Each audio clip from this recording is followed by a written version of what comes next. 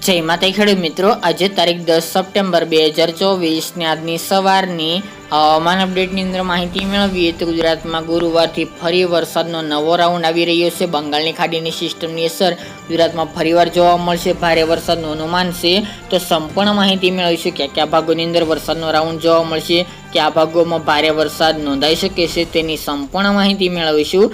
ચેનલમાં નવા હોય તો ચેનલને સબસ્ક્રાઇબ કરી નાખજો અને વિડીયોને લાઈક આપીને શેર કરી દેજો.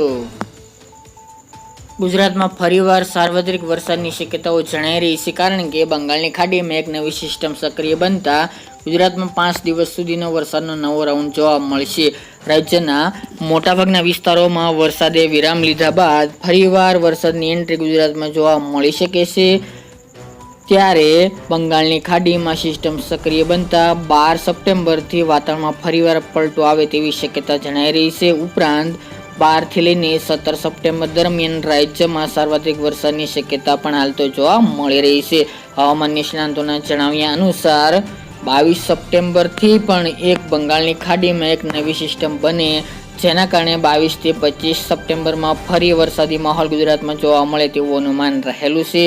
એટલે એક પછી એક બંગાળની ખાડીમાં સિસ્ટમો બનતા ચોમાસું સક્રિય રહે તેવી શક્યતા રહેલી છે. એક બાદ એક સિસ્ટમ બનતા ચોમાસું ક્યારે વિદાય લે તેવી હાલ તો શક્યતા જણાઈ રહી નથી. એટલે કે આ મહિનામાં કન્ટિન્યુ ચોમાસું યથાવત શરૂ રહે તેવું હાલ તો જોવા મળી રહ્યું છે. હજુ પણ રાજ્યમાં ભારે વરસાદ પડી શકે છે. ખાસ કરીને વરસાદ બંધ થવાની સાથે અત્યારે તાપમાનનો પારો સતત વધી રહ્યો છે. ગરમી અને ઉકળાટનું પ્રમાણ જોવા મળી રહ્યું છે. હવામાં ભેજનું પ્રમાણ વધતા હાલ અમુક જગ્યાએ વરસાદી ઝાપટા આગામી 12 તારીખ સુધી અલગ અલગ ભાગોની અંદર જોવા મળશે, જેમાં મધ્ય ગુજરાત હોય, ઉત્તર ગુજરાતના ભાગો હોય, સૌરાષ્ટ્રના 1-2 વિસ્તારની અંદર જ્યાં ભેજનું પ્રમાણ હશે ત્યાં હળવા સામાન્ય તો અમુક જગ્યાએ ભારે ઝાપટા પડે તેવી શક્યતા હાલની અપડેટ મુજબ જોવા મળી રહ્યું છે. હવામાન નિષ્ણાતના જણાવ્યા અનુસાર હાલ જે સિસ્ટમ છે તે આજે 10 તારીખ સુધી સક્રિય છે અને જેના કારણે મધ્ય ગુજરાતના વિસ્તારો જેમાં અમદાવાદ, ગાંધીનગર, ખેડા, દાહોદ, ગોધરા એ વિસ્તાર એ ભાગમાં હળવાથી મધ્યમ વરસાદના ઝાપટા જોવા મળશે. આ ઉપરાંત પંચમહાલ જે પૂર્વનો ભાગ છે, અરવલ્લી, મહીસાગર એ ભાગોમાં ભારે વરસાદી ઝાપટા જોવા મળી શકે છે. ઉત્તર ગુજરાતના ભાગોમાં પણ વરસાદની શક્યતા રહેલી છે. આ સિવાય કચ્છ અને સૌરાષ્ટ્રના કેટલાક ભાગોમાં પણ વરસાદી ઝાપટા જોવા મળે તેવું અનુમાન હાલની અપડેટ મુજબ જોવા મળી રહ્યું છે. એમાં પણ ભાવનગર હોય, બોટાદ, અમરેલી, જુનાગઢ, રાજકોટ જેવા ભાગોની અંદર, જ્યારે ઉત્તર ગુજરાતના ભાગોમાં પણ વરસાદની શક્યતા છૂટાછવાયા ભાગોની અંદર જોવા મળશે. આગામી દિવસની વાત કરવામાં આવે તો સૌરાષ્ટ્રના કેટલાક ભાગોમાં ભારે વરસાદને લઈને પણ હવામાન વિભાગે આગાહી કરી છે. હાલ સિસ્ટમનો ટ્રેક ગુજરાત સુધી જોવા મળી રહી છે, જેના કારણે ગુજરાતમાં 5 દિવસ દરમિયાન વરસાદનો રાઉન્ડ જોવા મળશે. પરંતુ જો સિસ્ટમમાં ફેરફાર થશે અને સિસ્ટમ ઉત્તર તરફ ગતિ કરશે અને ઉત્તર ભારત તરફ જશે તો ગુજરાતમાં અમુક ભાગોને આ સિસ્ટમની અસર જોવા મળે તેવું હાલ તો જોવા મળી રહ્યું છે. બાકી સિસ્ટમની અસર મધ્ય પૂર્વના ભાગો, ઉત્તરના ભાગો, દક્ષિણ ગુજરાતના ભાગો અને સૌરાષ્ટ્રના દરિયાકાંઠાના ભાગોની અંદર જોવા મળશે.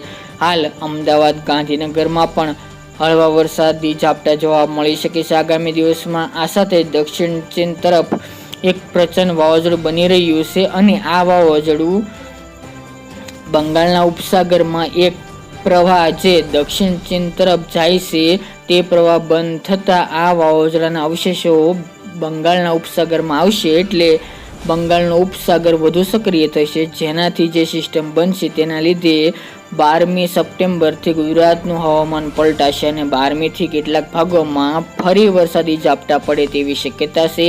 ઉપરાંત 12 થી 17 સપ્ટેમ્બર દરમિયાન ગુજરાતના કેટલાક ભાગોમાં ભારે વરસાદની પણ શક્યતાઓ રહેલી છે, જેમાં ઉત્તર ગુજરાત, મધ્ય પૂર્વ ગુજરાતના ભાગો તેમજ દક્ષિણ ગુજરાતમાં ભારે વરસાદની શક્યતા રહેલી છે. આ સાથે સૌરાષ્ટ્ર અને દક્ષિણ ગુજરાતના ભાગોમાં પણ ભારે વરસાદથી મધ્યમ વરસાદ જોવા મળે તેવું અનુમાન રહેલું છે. આ સિસ્ટમ મજબૂત છે. આ ઉપરાંત પણ એક બાદ એક સિસ્ટમ બનવાની શક્યતાઓ છે. એટલે કે વાત કરીએ તો સપ્ટેમ્બરની 22 તારીખ આસપાસ ફરી બંગાળની ખાડીમાં એક નવી સિસ્ટમ બને તેવા સંજોગો જોવા મળી રહ્યા છે, જેના કારણે એ દરમિયાન પણ ભારે વરસાદનો રાઉન્ડ ફરી સપ્ટેમ્બરના એન્ડમાં જોવા મળે તેવું હાલ તો જોવા મળી રહ્યું છે. એટલે દિવસે ને દિવસે અપડેટ આપતા રહીશું. એટલે મિત્રો ખાસ કરીને અત્યારે ગુજરાતમાં 13 તારીખ સુધી હળવા સામાન્ય છૂટાછવાયા ભાગોની અંદર વરસાદી ઝાપટા જોવા મળશે. ત્યારબાદ 12 તારીખથી અથવા તો 13 તારીખથી ફરી સિસ્ટમની અસર જોવા મળશે, જેના કારણે મધ્ય પૂર્વના ભાગો, દક્ષિણના ભાગો, ઉત્તરના ભાગો અને મધ્યના ભાગોની અંદર સામાન્યથી લઈને ભારે વરસાદ નોંધાય તેવું હાલ તો જોવા મળી રહ્યું છે. ચોમાસું હજી સક્રિય છે, હજુ વિદાયના મૂળમાં જણાતું નથી, એટલે કોઈ ખેડૂત ભાઈ ડરવાની જરૂર નથી. હજુ સપ્ટેમ્બરના એન્ડમાં પણ સારા વરસાદના સંજોગો હાલની અપડેટ મુજબ જોવા મળી રહ્યા છે. તો મિત્રો, આ અત્યારની વહેલી સવારની અપડેટ. ફરી એક નવા વિડીયો સાથે મળીશું.